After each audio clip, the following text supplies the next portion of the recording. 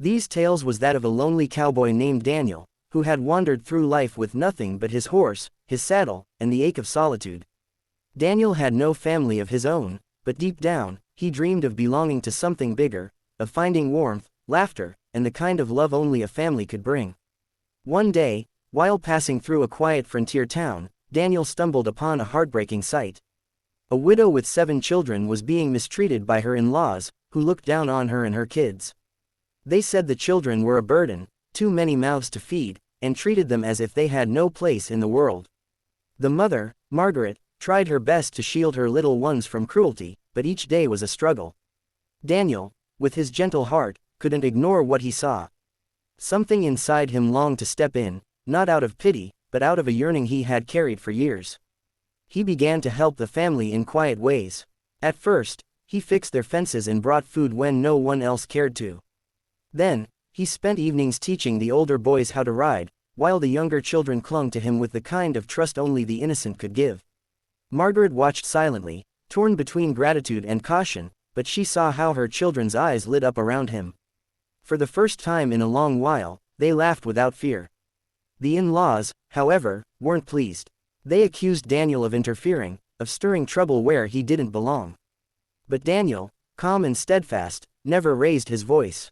He only answered with actions, proving day after day that his intentions were true. Soon, the children themselves began to cling to him as though he were already part of their lives.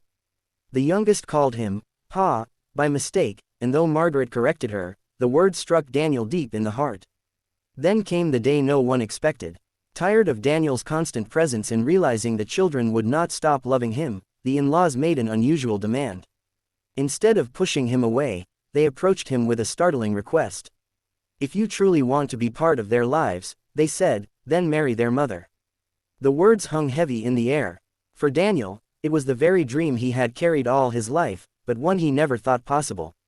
Margaret, with tears in her eyes, looked at him, unsure of what he would say.